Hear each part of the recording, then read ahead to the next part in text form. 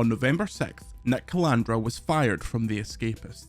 Following this, longtime games critic and creator of Zero Punctuation, Ben Yahtzee Croshaw, announced that he, alongside the rest of the Escapist video team, would be leaving the company. In the wake of the firing, a huge outpouring of support and massive media coverage followed. So too did the new venture, and a new beginning for one of the internet's longest running review formats. We sat down with Nick and Yahtzee to talk about what's next, and the two would like to emphasise that no hate should be directed to the writers that remain at The Escapist. As you'll hear in this podcast, The Escapist itself had very little to do with what happened. But this podcast is the story of what happened, and what comes next now that Nick Calandra and Yahtzee have their second wind. Basically, any normal workday kind of came in, and Yahtzee always sends me ZP on Monday mornings, and so we always have a Monday morning call. We had a Monday morning call on The Escapist where we kind of set out what we're doing that week, and then I get ZP uploaded, and then I get some social media going and stuff like that, and then basically, release ZP and go to lunch. So yeah, I legitimately don't even remember what time I got fired at this point. It's just been, I haven't processed. It was after the morning podcast, because we did that nice as pie, setting up all the content for the rest of the week. Right. Yeah, I think it was probably about 12:30, 1 o'clock. It wasn't during the podcast, right? It was after something else. Yeah, it was just after. Just after. So yeah, it would have been 1:30 or so, I guess. But yeah, it's just a normal work day. And, truth be told, I had a feeling something was coming. So the week before, I was out in Nebraska visiting my mom for her birthday. And my boss, the CEO, and the CRO were out in London having a video strategy meeting. And I wasn't just editor-in-chief of The Escapist. I was also YouTube strategist or head of strategy for all of video at Gamurs. And as I said, I was in Omaha and they were in London, so I was not invited to that meeting. So I kind of had a feeling something was coming, just because I've gone through this before back at EG, with executives getting fired and all that. And once you kind of take on a role where you have a lot of responsibilities like that, and every time you come into a meeting, they're like, why are we not hitting targets, or how are you going to get the targets? And I have to re-explain my strategy every week. At some point, that the chopping block is coming for your head. So Monday, Omar, our head of media, and I were, very nervous. We knew something was up because we were supposed to meet with them on Friday, and then they pushed it to Monday. And then, we were trying to get a response of when are we meeting today? Because we're sitting around all day waiting to meet. And we just weren't getting a response. And at that point, I knew I'm probably being let go today, or they're going to ask me to step down or something like that. I don't know what's going to happen. So basically, yeah, I got the call, got the message on Slack. Hey, can we join this call? I'm like, okay, I'll see you later, guys. That's it. So you knew at that moment that was it. I mean, when you see your boss and HR in a call, what else is it going to be, And so, by that point, though, I had already decided in my head, I'm not signing anything. I'm not taking the severance. I don't care how much it is. They only offered me 3 weeks, so that wasn't hard to turn down. And then, just everything kind of snowballed from there really quickly. In your tweet, your incredibly viral tweet at this point that's been seen by 2.4 million people, it was mentioned that you were let go for, quote, not achieving goals that you say were never properly set. But then in your launch stream, you mentioned that it'd been a great growth period. You'd attracted a whole new audience that weren't part of the original kind of classic Escapist, if you like. How was it framed to you in that actual conversation? Well, it wasn't that conversation. It was basically that this just isn't working out kind of thing. We're breaking up. But we've had a lot of conversations before where it was just we were really, the business model that I had created for The Escapist over the last 5 years really just was not compatible with a company that is primarily driven by SEO and never ending growing traffic. And so, to them, it was, we weren't growing fast enough because we weren't getting profit fast enough, but they had just bought The Escapist last September. Yes. Right. And so back at Enthusiast Gaming, we were on the same budget for 3 years. There was 3 full-time people. It was Yahtzee, myself, and Omar, and that was it. and we had like contractors and all that were paid okay, but not full time. But they were doing full time work basically. Like we were busting our ass on the Escapist to get it to where it was. So we get bought by Gamurs, and it was good. Like at the start, right? They're like, "Hey, like we love what you're doing. We love the content. We want to invest in it. We want to grow it." And we were all like, the whole team was excited by this because, you know, obviously that's what we've been working towards, and we're like, thank God, like because nothing good happened in Enthusiast for us, really. And so we get the investment, and a new boss comes in, has no idea what he's doing on the video strategy, and like just driving me nuts. So he gets fired. I take the role, and then and that was only 6 months ago. Not even 6 months ago. I took the video strategy role, and so like I legitimately had no time to get profitable. They invested all that money, and I warned them. I said, don't hire too quickly. But on their end, they're like, well, we want growth and we want you to grow fast, so let's make these hires and let's do it now. I'm like, okay, I'm gonna have to play catch up. So you feel like you weren't even given the time to have that assessment made of you of not meeting the targets? No. I mean, you know, my focus was on driving revenue through our premium subscription programs and everything like that, and that was growing. That was very clearly growing. Like the numbers are all there. I gave them the graphs, the data, everything. Like it was all there for them to see. It was very clear as day. You show it to anybody that's in media, they're like, yeah, okay, we see it. That's clear growth. To them, like quoting, like drop in the bucket. They're like, what? Like we're like doubling our revenue that we weren't making before. Like this is all money that was not being driven by organic advertising. And it just wasn't fast enough. And I'm like, well, yeah, it's like this is a long-term play. This is how you get sustainable. Because when you raise that money through fans, it compounds year over year. So if you're making 7,000 in March of 2023 through an annual subscription program, well, then in March 2023, you make that 7,000 plus all the new subscriptions you drive that month.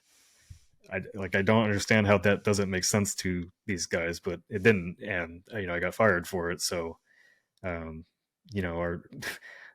goal they literally gave me, what the CEO gave me, was to go from 5.4, like 5.6 million views on the Escapist to 10 million by December. And I'm like, how? There's no way. Yeah. We would have to post a zero punctuation every second to do that.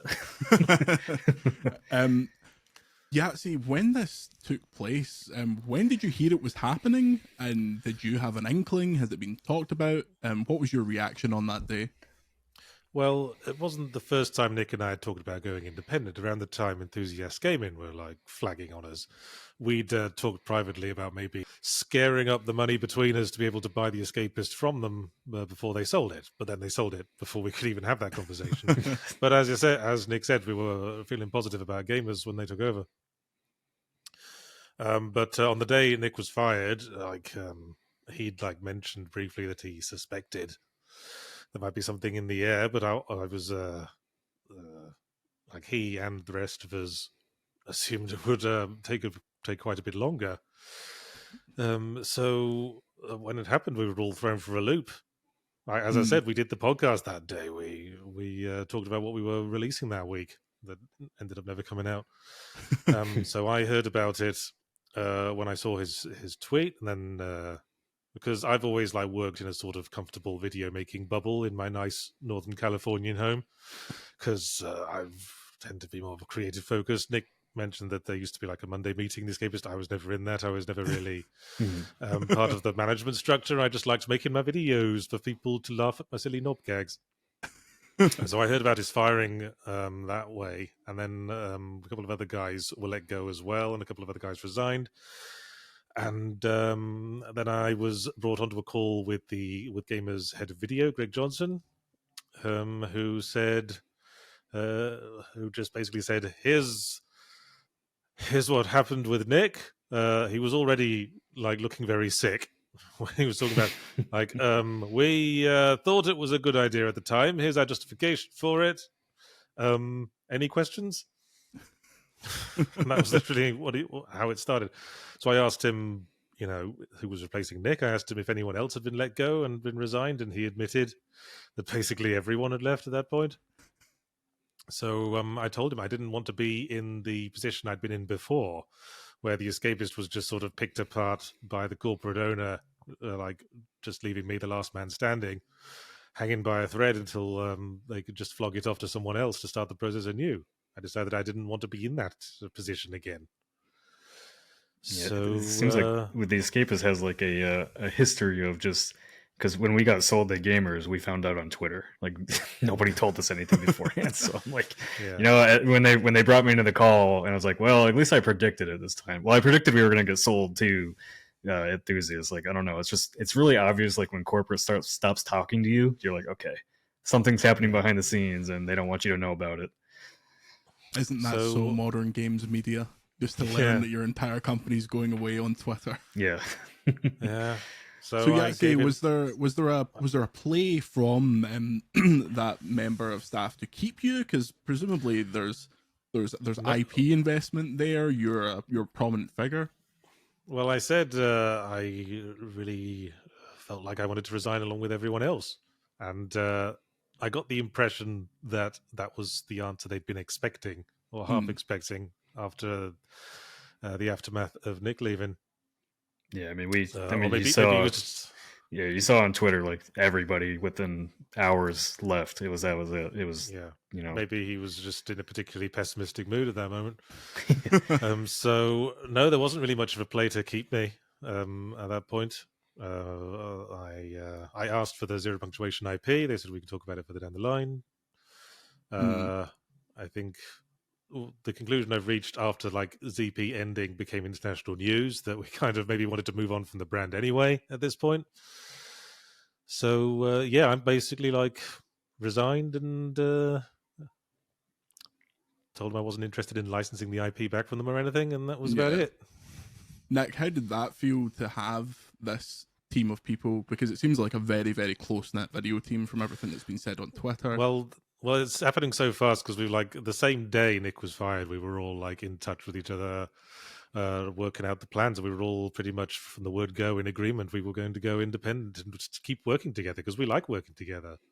I like working with Nick. I mean, I got kind of jaded in previous eras, but Nick was the one who really was able to turn things around after the Escapist's last shoestring moment. He's the one who was the driving force behind bringing in the new audience, the new talent that I really enjoyed working with. Like our new D&D series, Adventurers Now, is one of the things I've been more invested in than anything else in recent years. I wanted to keep doing that. So it was in the selfish motive of wanting to not change my life as much. Well, also changing it completely.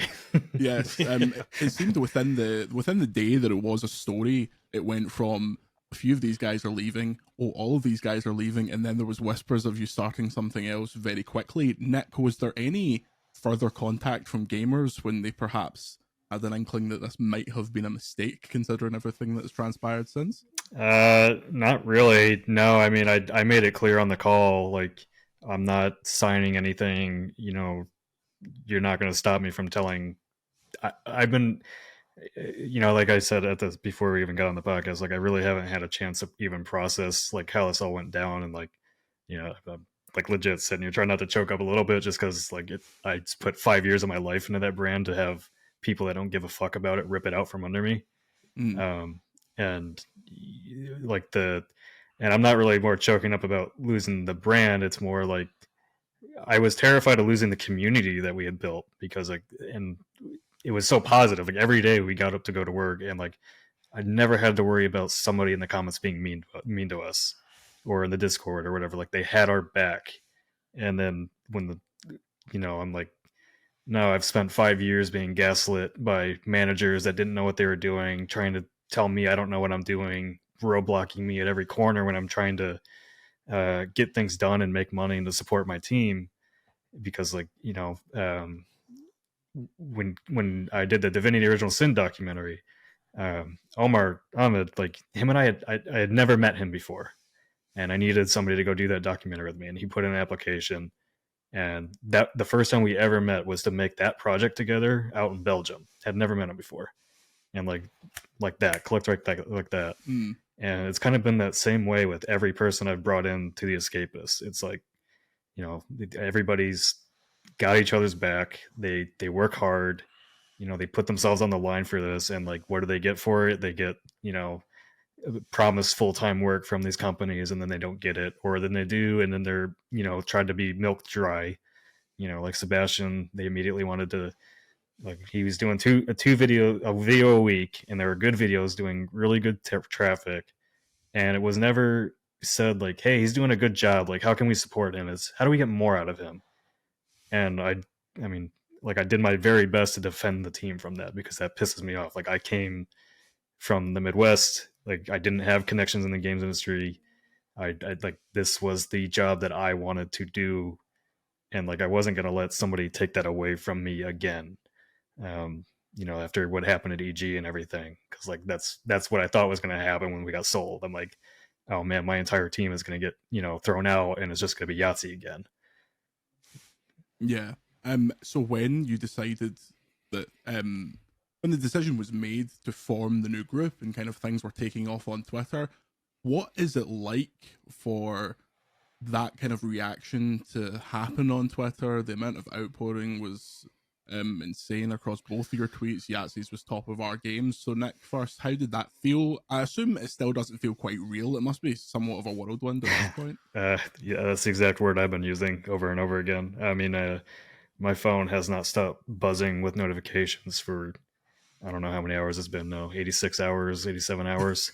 Like, I've had text messages that I haven't even been able to read, because like, the notifications just keep flying in.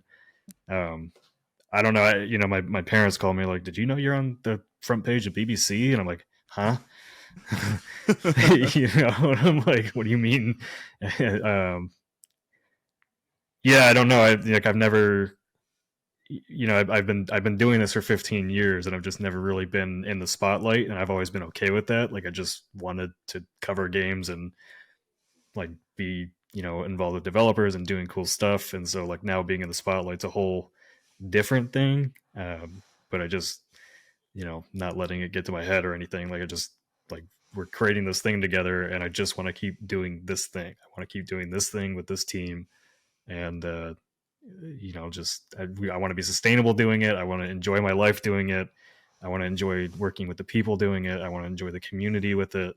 And like, we had all that built at the Escapist under Gamurs. So yeah, like, anytime somebody threatened that, like, because I've heard rumblings, like, back in the Slack and all that I was hard to work with, or belligerent, or a nanny or whatever like that. And I'm like, yeah, I protected my fucking work and my team. Yeah. Yahtzee, your tweet was at the top of r-games for several days. It was the lead image on all of the news stories about this event was the zero punctuation, the yellow background, the white little stick figure. How was that for you? Well, in contrast to Nick's experience, this is like the second time I've gone viral. Well, the first time, of course, was when zero punctuation first started. And, as Nick's, it's been like those days again, suddenly getting reached out to from everywhere, from people you worked with like 10 years ago. I remember when I first put zero punctuation out, I was getting emails from Peter Molyneux because I'd reviewed one of his games, and that blew my mind, because I was like a dumb 24-year-old. And I'm trying to remember the lesson I learned from the first time I went viral is that the spark brings in all these eyeballs really, really quickly. But the more important thing is to follow that up with consistency. So we're moving as fast as we can to get back on track with making videos and creating the nice, consistent, comfortable place for people to come back to week on week, because that's how it worked at first. That's how zero punctuation kept going for 16 years, and that's what we're doing now. I'm trying to manage expectations, what I'm saying. We've got to expect a sort of dip once the news cycle passes. Well, you couldn't have asked for perhaps better PR or more eyes on the pair of you to launch your new venture, Second Wind. Nick, tell me about Second Wind broadly. What is it going to encompass? What changes from the Escapist era? It's really like, people keep asking, like, how did you get this going so fast? Like, how do you, like, you guys had to have planned this before, like some conspiracy theory. And it's like, no, we really just had a structure that worked at the Escapist, and like, it was positive and people enjoyed it. And we just like, let's just do that under a new brand. Let's go. And that's, I mean, our team is self-sufficient. I don't have, we tell somebody an idea or something to do, they do it, and that's it. Like I legitimately think like we have the best team in this space doing this stuff. Everybody's supremely talented, and like I've had a lot of maybe negative things to say about Gamers, but like they did pay us well. Like we were paid well, we were comfortable. Like everybody had good benefits and everything like that. So like it's unfortunate that it ended the way it did, because I think like if Gamers had given us the time to make a profit and grow, I think it would have been okay. But like on the other hand, like we're just not compatible with what they were looking for, like I said. But yeah, I mean, we really are just continuing to do what we started at there, and now, we have the fan funding to support, or like we're getting the fan funding. We're doing way better than we thought we were going to be doing. But I want to get to a model that we don't rely on views, we don't rely on ad revenue. It's all fan funded. I treat what we do more like a product, basically, where go get sponsors, go get merch. We design shows that can be multifaceted in a way that, like, the ZP character, right? It's not just a show. It's people want pins, people want stickers, people want merch items. People want to sponsor it. We can use the art style for other things like that. We can use it for art. So when we think about the shows that we're making, we're not thinking just views. Like, how can each show has its own individual brand that we can branch out. So the project is currently funded on Patreon. You've mentioned elsewhere that there'll be some other funding opportunities. What is your plans for that in terms of making this sustainable for what is quite a large team, especially in the gaming space? Yeah. I don't know. Like, we were talking about that on stream today. Like, I don't know if a startup was $0. We had $0 on this. Just said, hey, we're taking 8 people and we're gonna do expensive content and it's gonna be okay. Yeah, we've got the Patreon, but that's actually like the long-term play with that. Our short term is Kickstarter. We're gonna be going to that soon. We were thinking about investors, but I mean, just to put things in perspective, like how quickly this has grown, like the Escapist Discord that we started only had 4,500, 5,000 people in there. In 3 days, the Discord for Second Wind just crossed 30,000 people. Wow.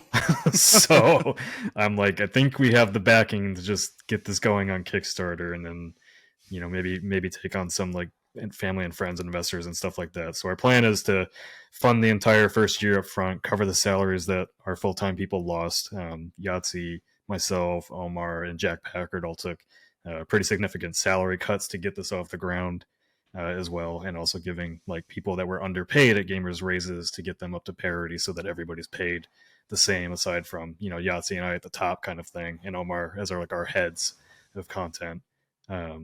And then the Kickstarter and family friends funding, like, we'll fund the entire first year of that, and then Patreon, merchandise, sponsorships, organic advertising, live streams, work for hire projects. We can work ourselves for hire. Like, all that money is just banked and put towards 25, 26. So I think we have a really good strategy, and like we're way ahead of where we thought we would be in 3 days. I'll say that.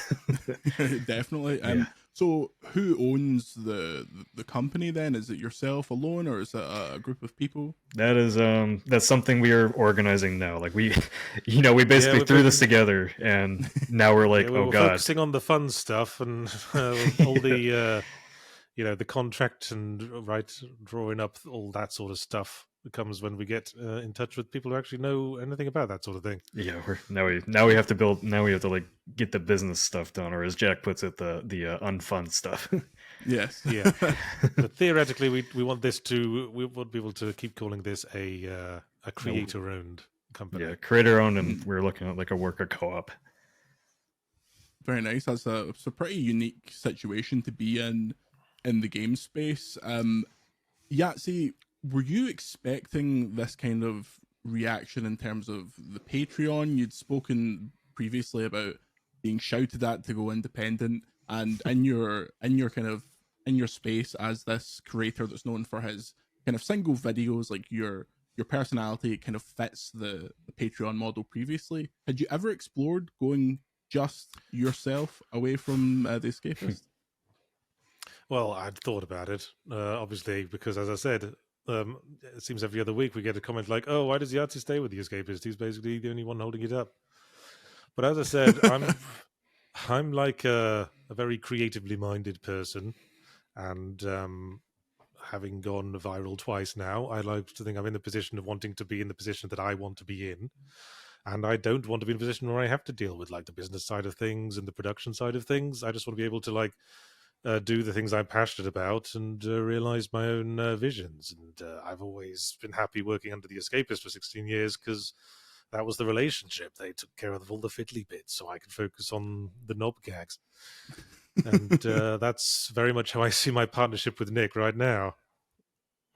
The main thing that I took away from your launch stream is that obviously because you had such a good steady stream of content going, it's a very easy transition into what you want to do going forward. So let's talk a bit about that. Nick, what does the programming lineup broadly look like for Second Wind starting next week, next month? Yeah, so Wednesday, we're coming back with fully Ramblomatic. It's Yahzee's new review show. We have Design Delve. A short form game review from Yahtzee. Yes, a short form animated game review with the fast talking sweary British person on it. Yeah. Will the background be yellow?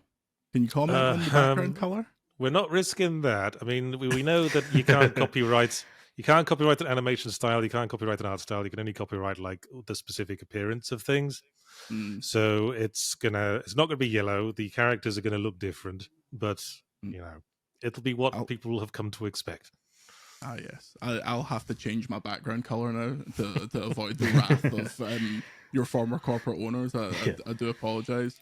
But yes, we're getting the short form reviews that people would expect, and Yahtzee, you're also bringing across some other formats that you perhaps worked on in the past. Yes, in Zero at the Escapist, I was also making the fortnightly extra punctuation series, which was just like a broader sort of video essay about gaming related topics or whatever I wanted to talk about.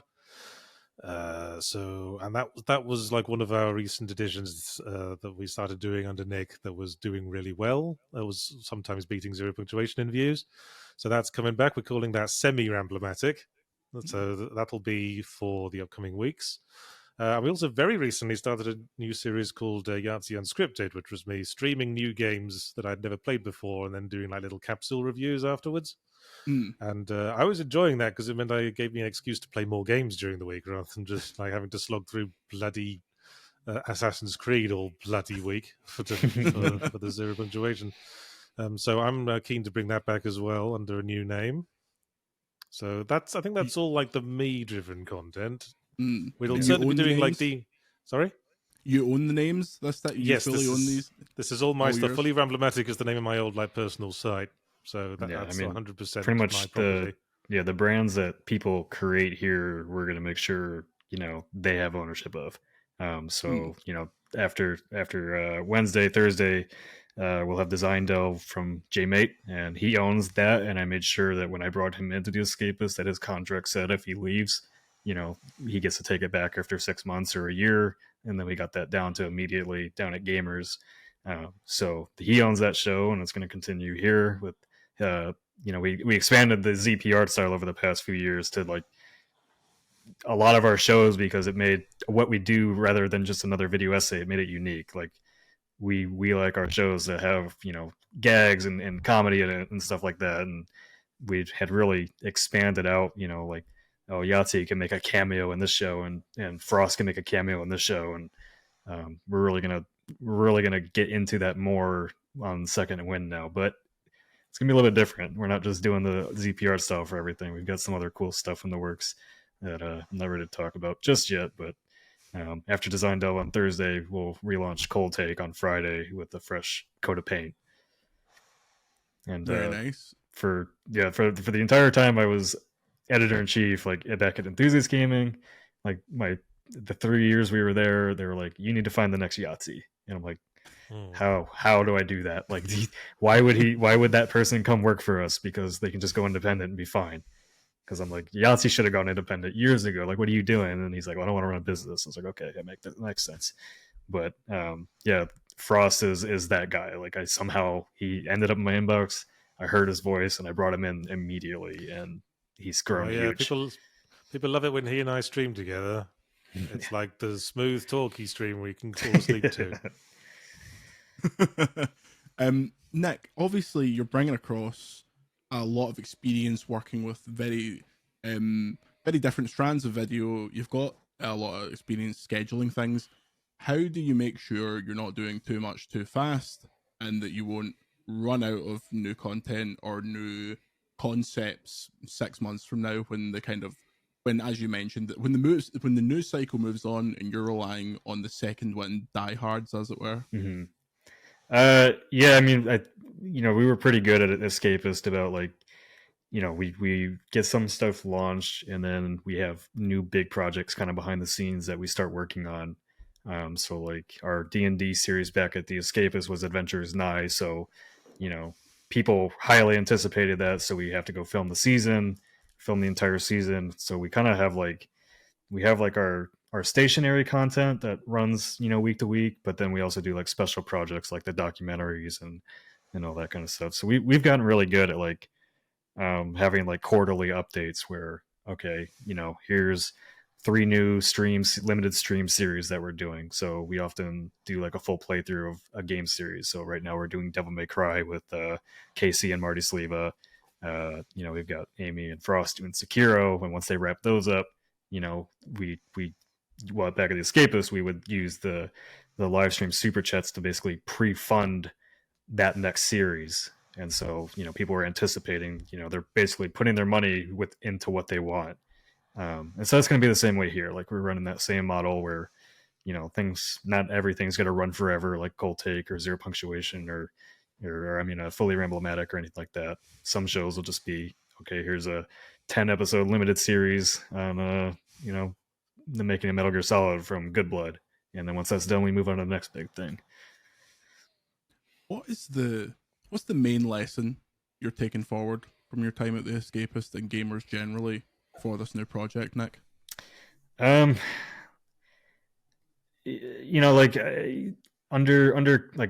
get to where I am right this second, like, I had to go through all this to get here. Like, I didn't have the opportunity to go work at Gamerform or IGN or anything and build my own audience that way. Like, I owe a lot to the people that I'm working with that have elevated me. And, a lot of the comments have been about me and leading the team and everything, but like the team, like, I brought them and they backed me and I backed them. It's not like, I just brought in people and, I sat around while they worked. Like, I'm always there to support them and everything. But I just, working under corporate companies and kind of being told, no and no and no, and then like promise, they make me look like the bad guy when they say, yeah, we're going to bring in X full time, and then, in April, and then they don't, and then they go and tell that person that I was the one that withheld them from getting full-time work. And I'm like, wait a second, like, I wanted to lock them in immediately. Why would I hold that from you? It's just, like the story here seems to, we're sitting here watching the story unfold kind of with everybody else, right? And it's been not that I was fired or Yahtzee left, really. It's like we stood together as a team and kind of said, no, this is our brand. We made this. We're going to go take it and continue it, and you're not going to take that away from us. I think that's certainly a lesson I want to take, is that whatever happens going forward, we are a team. Mm-hmm. It's certainly something that's changed in my life. Like I said, I used to be just the dude in the bubble making his little videos on his little tower. But the last few days, I've actually found it really energizing to be in the kind of job where you have to have meetings with everyone every day. Yahtzee, you've been doing Zero Punctuation under that title for, is it unfair to say the best chunk of 20 years at this point? We're getting 16 years in total, 2007 to now. Yeah, we're getting to that stage where is it somewhat emotional that you might have to break off from that branding, or is it freeing? How does it feel to have this very definitive kind of chapter mark in the story of Zero Punctuation? It's been mixed feelings, I guess. I still, when I look at like the YouTube page and see Zero Punctuation thumbnails, for the last couple of days, it's just been like this instant knife in the heart to see that and think about like 16 years just coming to an end like that. But I think the sheer massive response we've gotten to Second Wind has made me think of it as all of that time, that 16 years, was an investment. It was an investment in a community, in an audience, in my profile, and that's an investment that's now paying off. As we see how the internet responds if you threaten to take away something they've gotten used to for this long. I'm sure you've heard it from a million people, Yahtzee, but there is not a critic of my generation that was not deeply influenced by Zero Punctuation. So I think that really caused quite the outpouring of when it happened. We all were in our Discord sharing our favorite videos, our favorite stupid jokes that we still make reference to. So I hope that even if you can't go back to the Zero Punctuation, I hope you're aware of the impact that it has had on people making knob gags all these years. I've certainly become more aware of it, as I say, in the last couple of days. But I'm hoping I can keep being that sort of voice in people's lives and keep taking video games to tasks the way people have come to expect.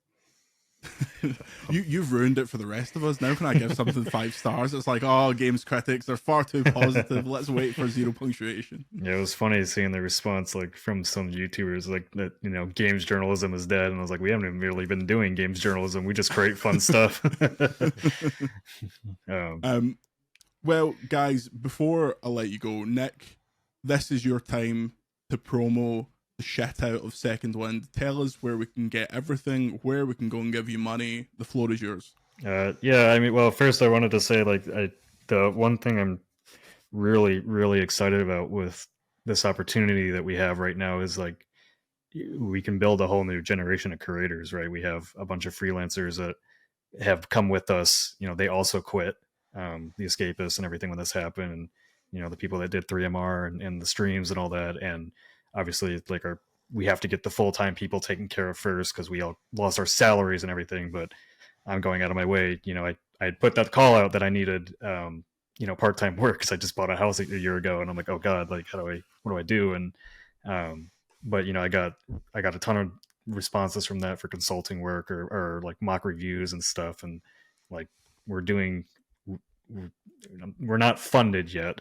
I want to make that clear, but we can see like things are going well, and I'm just passing that work off to my freelancers now to make sure they have work.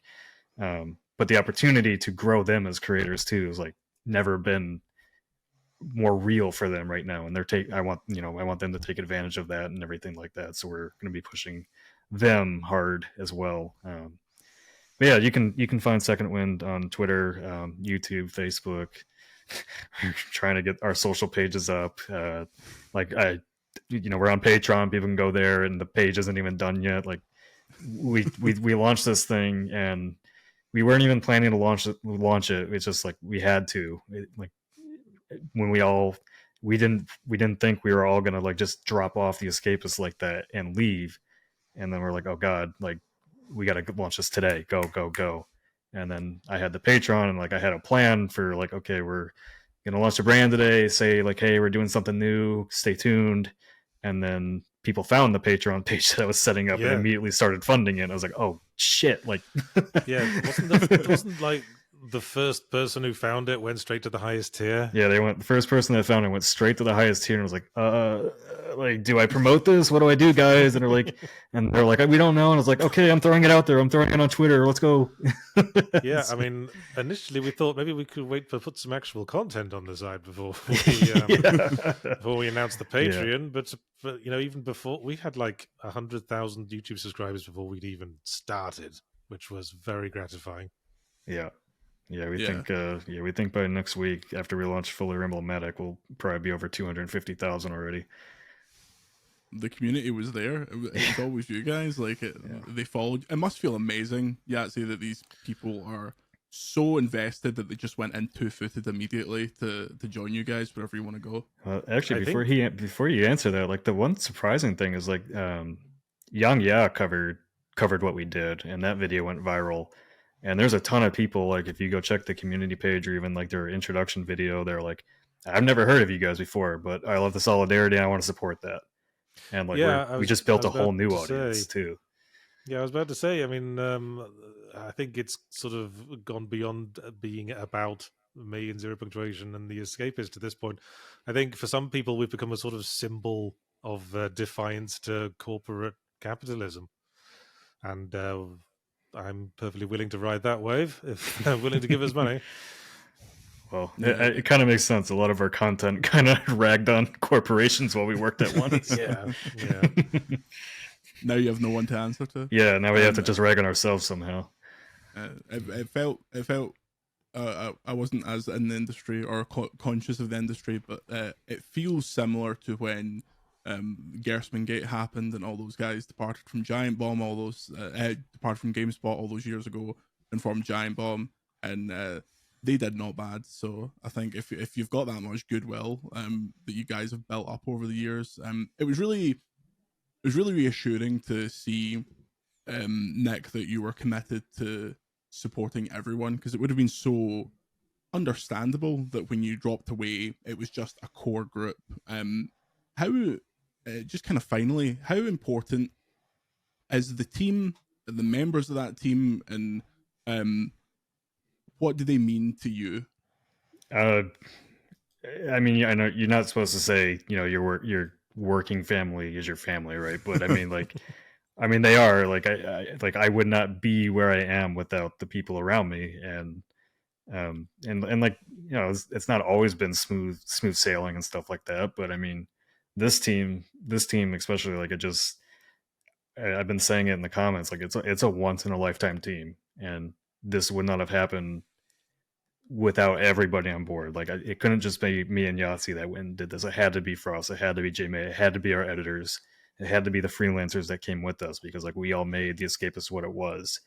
And I think the shocking thing to me is like just the amount of people that we did reach, and like I had no idea, because being the editor-in-chief of the Escapist is kind of like a double-edged sword, where I was building a new audience while also dealing with the Zero Punctuation audience that really only wanted ZP. And over the years, as more as I communicated and I was transparent, which, by the way, corporate companies don't like when I'm transparent with people. They really don't. Like, people came to respect that, and like, that we made promises and we owned up to it, or if we made a mistake, we fixed it.